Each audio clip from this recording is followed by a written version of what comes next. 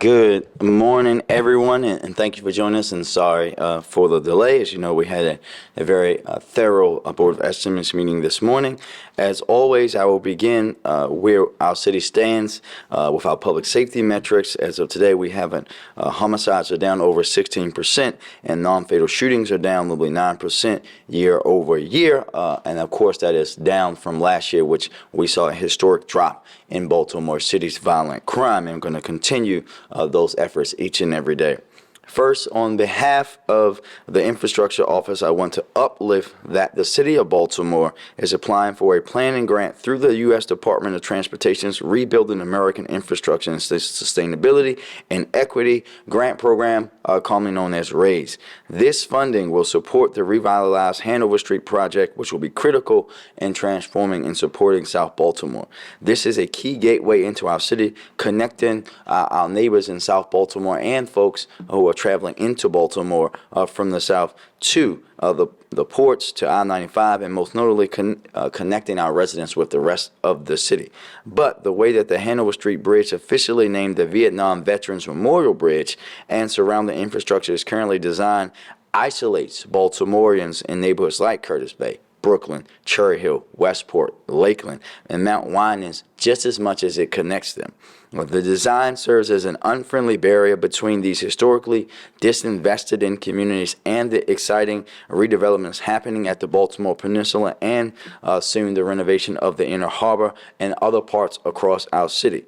It is without a doubt an extension of the legacy of infrastructure, not taking into account the communities that it runs through. And now the 108-year-old bridge is listed as being in poor condition in recent inspection reports. This is the work that our Mayor's Office of Infrastructure Development was created to do. This project to revitalize the Hanover Street corridor and transform the surrounding neighborhoods is going to move forward in the coming months and years, no matter what. The application for this planning grant from USDOT is yet another example of the Infrastructure Development Office marshaling our own resources and working around the clock to pull down every bit of federal money and opportunity to make these projects a reality for Baltimore residents and ensure we get the best possible deal and outcome for our city government in the process.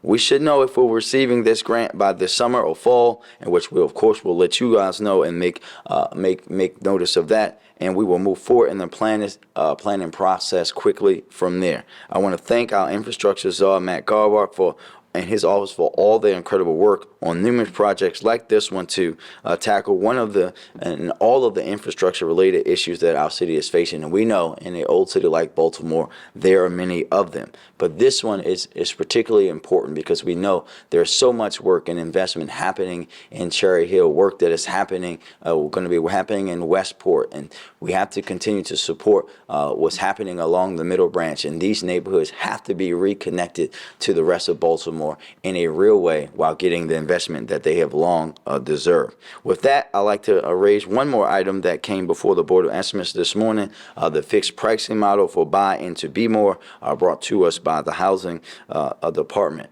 With yesterday's City Council Committee hearing and a discussion at this the BOE this morning, and after speaking with our partners in Build in Annapolis and my colleagues on the BOE, I decided to request a deferral on the fixed pricing to the next BO meeting to ensure that everyone understands the policy. This is an effort to engage in good faith with the council members and partners, but I want to quickly talk about the importance of this policy and why we want to move it very quickly. As you all know, just a few months ago, we put forward a $3 billion vision to tackle vacant housing and the crisis in Baltimore once and for all over the next 15 years alongside our partners at Build and GBC.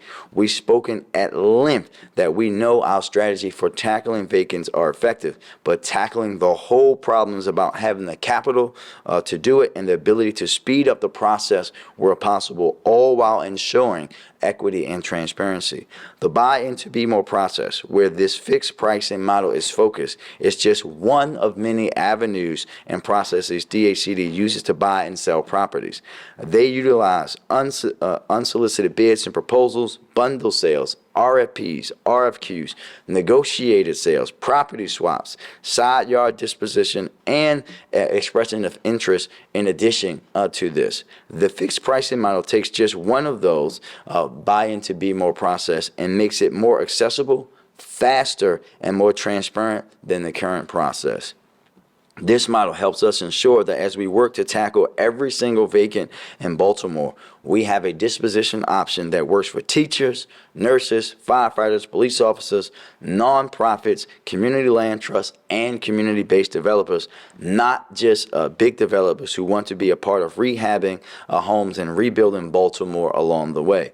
Having this as one of our tools will help us to get to scale in our effort to eliminate every single vacant in Baltimore City.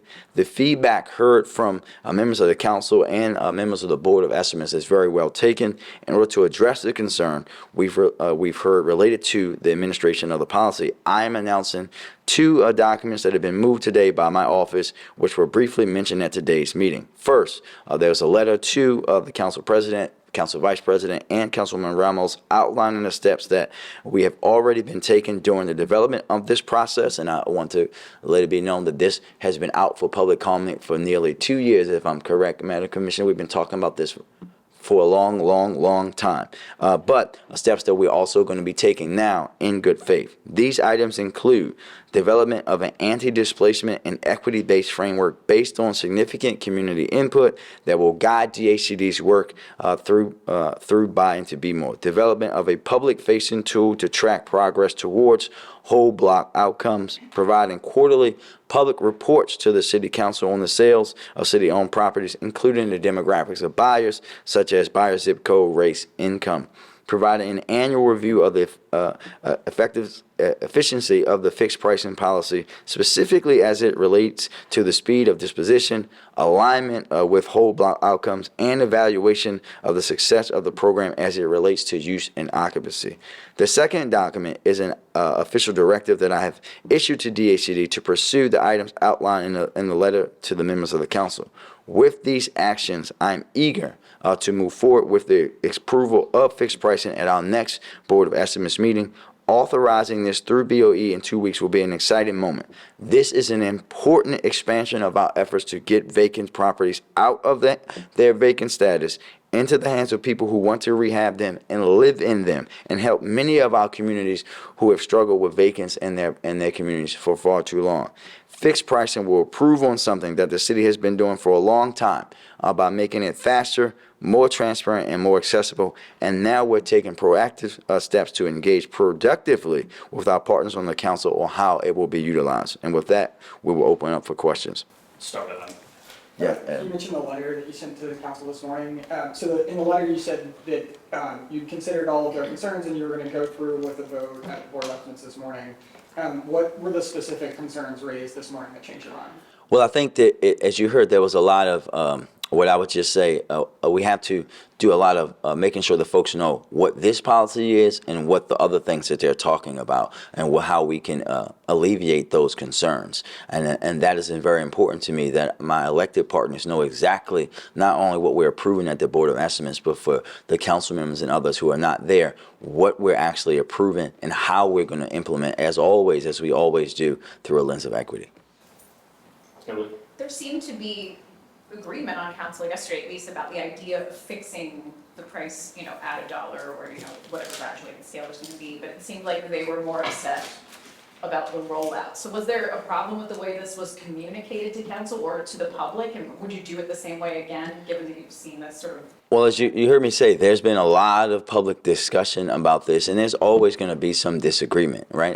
I've never been a person that expects everyone to agree and be happy, 100% happy with everything I'd say. But when you talk to folks who are running community land trusts, who are working at these nonprofits, folks who want to buy these houses, have been saying we need to be able to sell some of them from $1, I think they'll be very pleased with this process, and we look forward to moving forward with it.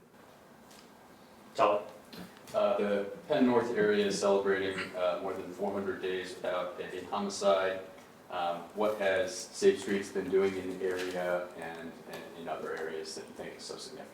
Well, they've been doing their work that they do each and every day, Tyler. They've been out there interceding in conflict that could result in violence, right? We know that our violence intervention workers have been doing that work every day, and they do it without fanfare. They do it while being attacked. They do it without some of the safety and protections that other people who are involved in saving lives in Baltimore have. But it's not just about them. We have to think about our police officers that are out there. We have to think about the folks who are doing hospital-based response, our community leaders that are out there, folks like We Are Us who have been out in that neighborhood.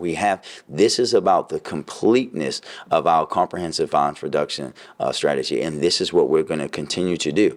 We will uplift the work of our Safe Streets workers because they do great work and do something that most people are not going to run up on folks that they know are so angry that they are willing to kill each other, and do that without a bulletproof vest and just intercede in that conflict immediately. But that's what the men and women of Safe Streets do each and every day. So while we have folks who are trying to not just dehumanize them, but really villainize them, we should have folks in Baltimore who are understanding and appreciating what they do because they are saving lives each and every day, alongside the work that BPD has done in Penn North, alongside the other work that MONSE has done in Penn North, alongside the work that our community partners has done in Penn North, and the things that are happening there. I think you were there when we Upton we cut the ribbon on brand new home ownership houses a few months ago. There's a lot of things that is going to be happening in Penn North. We're moving Charm TV from downtown to Penn North. City investment there because it's a neighborhood that has been disinvested in many ways for a long time. And for us to go that long at Penn North without a homicide is something that we should acknowledge and push forward to have it happening more often, more frequently, in more places across the city. Good, Ken? It's a few months away, but last summer you enforced a youth curfew. Do you have any plans to do that again in the same way in terms of having youth connection centers and the Be More summer plans and such for kids? Absolutely. We know we had great success. We actually heard from partners in other cities who asked us how we were able to put on those events and do those things for the young people. We're looking forward to doing it. As you know, I actually modernized the city's curfew when I was on the city council, and we're going to be doing that in partnership with all of our agencies, Mayor's Office of Children and Family Success, Recreation and Parks, obviously the police department, the school system, every single thing that we can do to provide opportunities for our young people. We know that we already have over 7,000 applicants to youth work. So this just is for a hint for WBL. We would love to have you guys as a work site. So if you're not, we would love to have you guys sign up as well. We want to have a spot for every young person, and we can provide every opportunity and every service, and also hold folks accountable when need to. Any changes you want to make to the strategy from Nope. last year? I do not. WJC in back? Yes, sir. In reference to the North Avenue sinkhole house, Yep. can I get your reaction to the settlement and where the city goes next from here? I think it's a fair settlement, and that's what I will say. We know that, as I said earlier, the city has aging infrastructure, and I think this is a very, very fair settlement. Okay. You good? Yeah, I was talking about sinkhole too. Just another comment on that, on an unfortunate circumstance that affected him. No chance to do anything about this situation whatsoever. The city just tried to do the right thing and make him whole.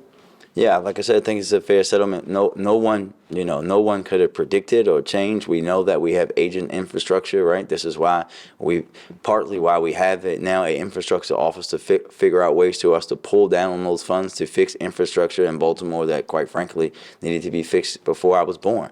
And we are very grateful to have a president who really wants to invest in infrastructure and partner with cities to do so. Good. I've got a technical question on the vacant housing proposal. So y'all talked about having a sort of longer input process, I think over about a year. Just what does that involve? Is that like going to community leaders? How is that advertised? I'll let the housing commissioner give you that detail. Or Adam, actually, you know what? Can she follow up directly with you before when this is over? Just because I have something that I have to be on time for. Yeah, approved today in the routine agenda was an extra nearly $232,000 to fix Ambrose Kennedy and Patterson Park pools, part of that renovation process. part of what was approved was extending the deadline to get those fixed until the Saturday of Memorial Day weekend. Are you confident that those pools will be open on time? I am confident. I'm very confident that we'll do that. I will just say, Tyler, we've talked about this before. This is common right now in construction. We know what's going on with the supply chain. We know what's happening in the construction industry. The folks are working. They can continue to work, and folks will be swimming in Patterson Park Pool this summer. And the last one again. One other quick. The Wyman Park Dell unhoused encampment was just cleared. In fact, today was the official resolution, if you will, but some of the people there were saying that it was happening earlier than that, a couple days, and also in terms of their belongings, that they were able to keep some, and then they found out that there were still some of the belongings there that were cleared away. Do you think it was done fairly to the unhoused in that encampment and compassionate enough for those people as the process was done? Yes, sir. And MOHS has been doing, and as you said, the final date is today. We've been on site, and we always do that as a part of our policy. Once that notice is made, every single day, to let folks know that we have places for them to go. We can get them services. We can get them somewhere to be. Many folks took us up on that. They took a lot of the items, and they told us what they wanted to take and versus what they wanted the city to dispose of. We're going to continue to be out there even today to make sure that we're treating people with dignity and respect. Thank you. Thank you, everybody.